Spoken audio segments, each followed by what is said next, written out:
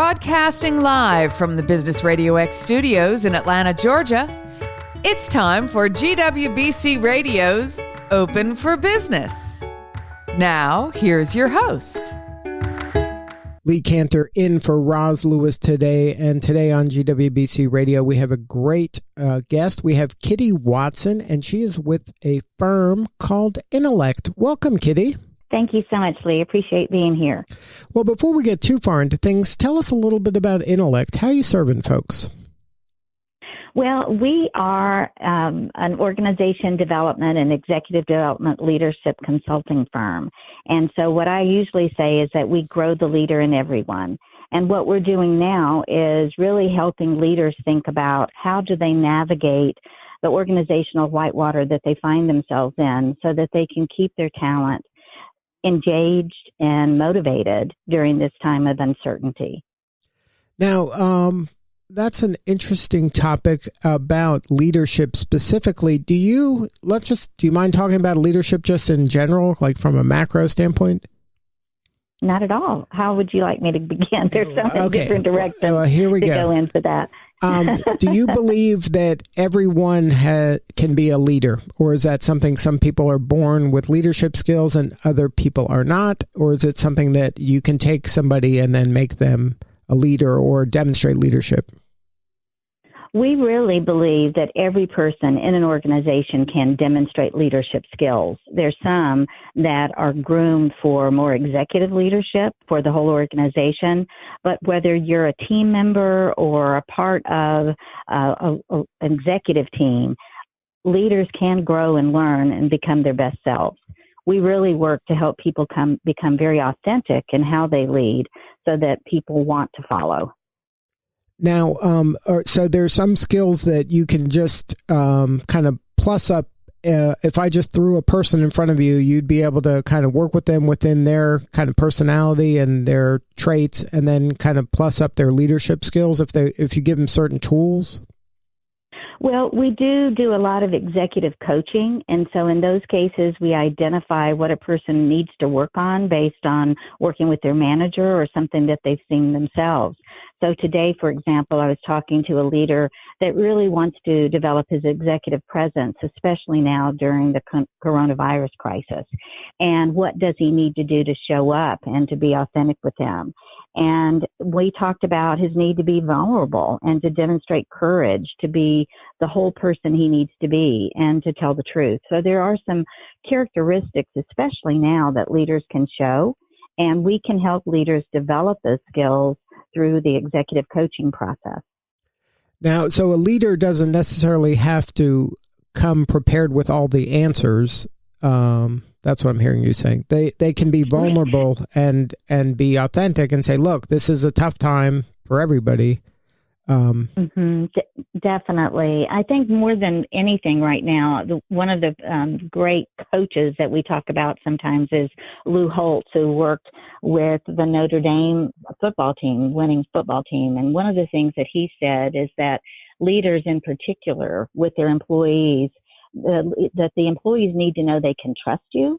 They need to know that you care about them and that you're committed to working for excellence.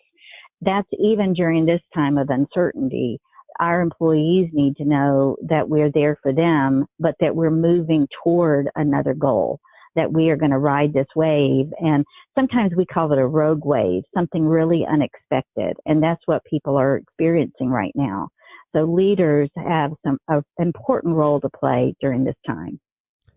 Now, do you see some mistakes that organizations make when it comes to leaderships time and time again that you're like, here we go again? Well, the biggest mistake is that when people are promoted from technical roles into management leadership roles, where they have the technical skills, but they don't have the people skills. Often we are working with leaders to help them develop the skills needed that are going to help them manage and lead.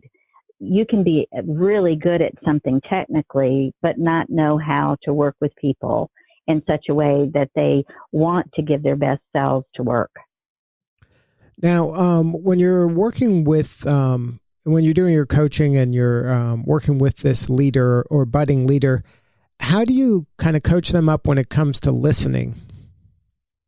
Well, listening it's really an area of our expertise, and it's one that I've done a lot of research in. I taught at Tulane University for 20 years, actually, and was chair of the Department of Communication. And I think the biggest thing with listening is to be aware as a leader of some of your irritating listening habits. We have developed these listening habits over years and often are unaware of what we might be doing to close our employees down or to make them feel as though their ideas and contributions aren't valued. So, for example, a leader might have an irritating listening habit of interrupting an employee when he or she is giving ideas, or he or she might immediately say something, yes, but we've done that before. So we can do things as leaders that would give the impression that we're not really caring or listening to our employees. Now, where does kind of corporate culture fit into this? Is that come before the leadership, or does leadership kind of drive the culture?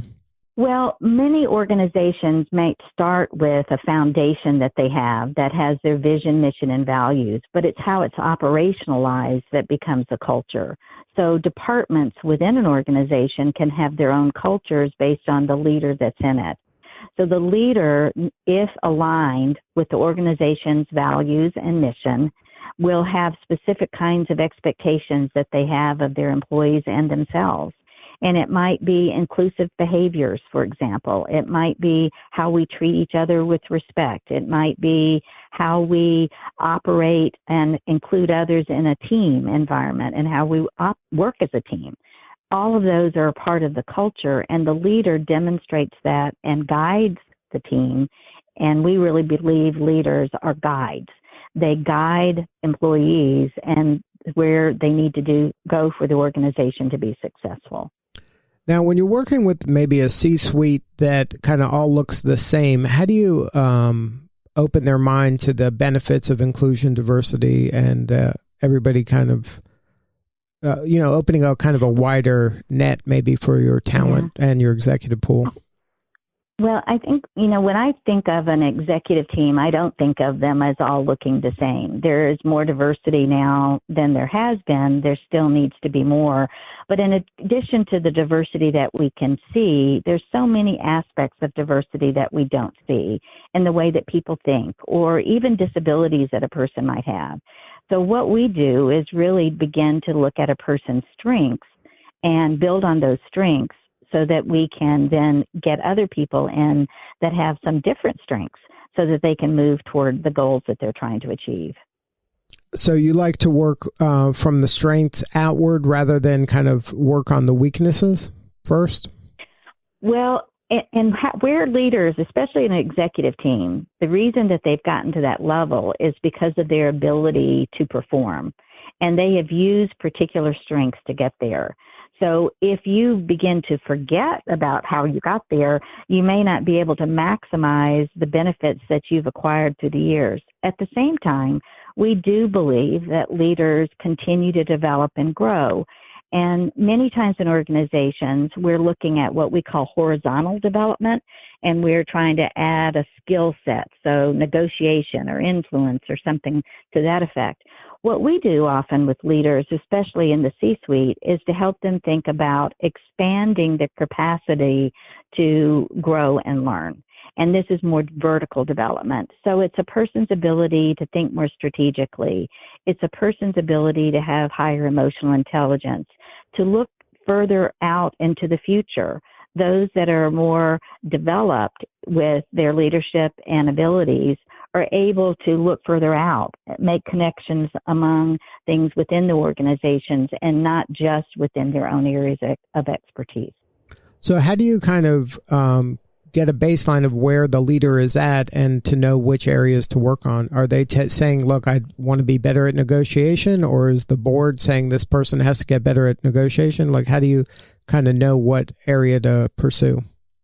Well, we have a number of assessment tools and ways that we look at that. I mean, some of it is individual assessment or maybe a 360 assessment where the board is involved, their peers are involved, and even their direct reports give them feedback that they might not have gotten on their own. Sometimes it's difficult, even when we ask for feedback, for people that work for us or with us to be as candid and direct as we might want them to be.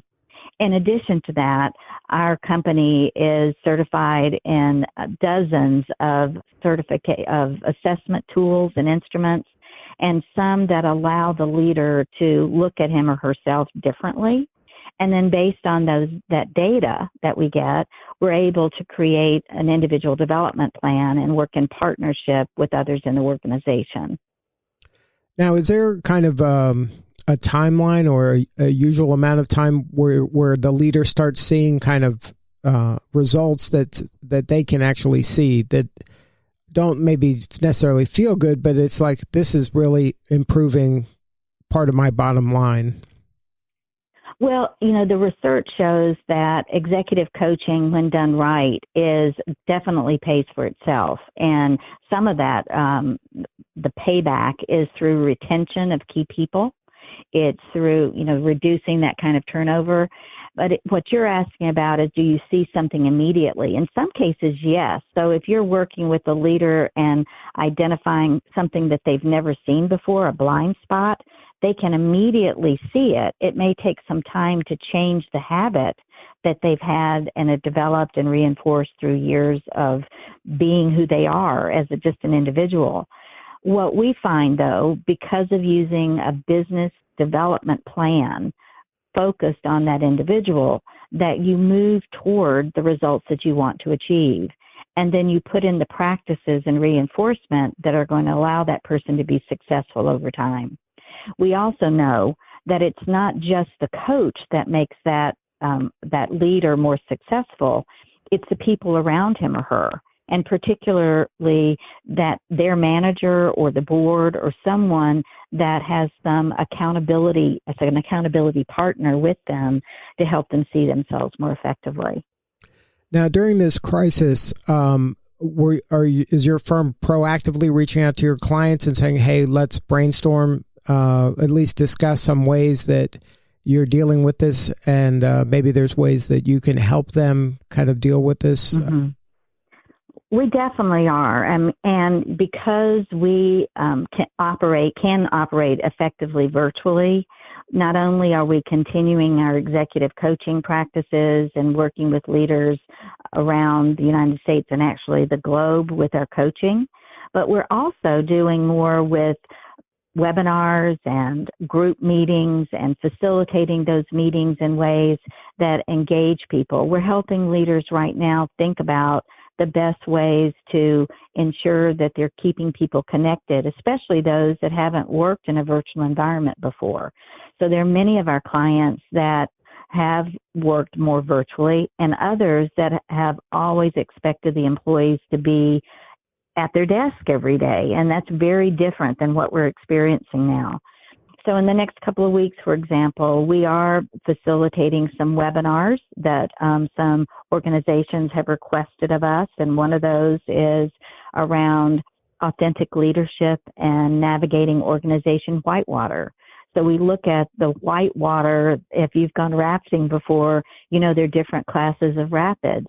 And for many organizations, this is the highest class of rapid any of us in the United States have ever seen before. And so what do we do to keep our employees engaged, to keep them in the boat, basically, so that they are not checking out on us? And we need to give them new tools, new strategies, new ways of actually operating. So we're working with our senior leaders and leadership teams to begin to think about how they engage differently within a virtual workplace. Now, let's talk a little bit about the GWBC. Why is it important for you to be involved with that group, and what has that group done to help you and your team succeed? Well, the Greater Women's Business Council has been a wonderful place for me to not only learn, but also to grow. And I served on the board of the Greater Women's Business Council for a number of years. I've won a number of awards through the service, but I think it's by giving back that you get even more. So by serving on the board, by serving on committees, GWBC allows you to work with other women business leaders that are in the same boat, so to speak, as we were talking about water. And we understand what each other is going through right now with operating very differently, having our worlds in many cases turned upside down. And so GWBC is doing all that it can to provide the resources and information that will allow us to navigate successfully through these uncertain times. So it may be through radio programs like this, or it may be through providing information from the Small Business Administration on the Payroll Protection Act. But what GWBC does is to operate as a resource for women-owned businesses, not only to support each other, but to actually provide the information to help us be more successful. And it's a good lesson for young, kind of maybe new business leaders to think about joining and being part of, because like you said, you have a sense of community and support, but also there's opportunity for yourself to demonstrate leadership skills by volunteering and being active as a member that can help you in your career as you go forward. Yeah, and one of the things that GWBC has done, and I have served in this role for several years, is we have a mentoring program.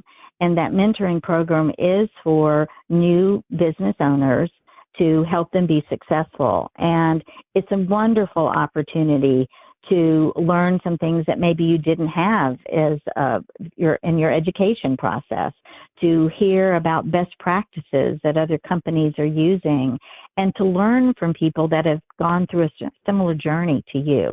So GWBC offers that through the women in the community, and that allows you to think differently, to explore other options, to be exposed to new tools and resources that we might not have thought of on our own.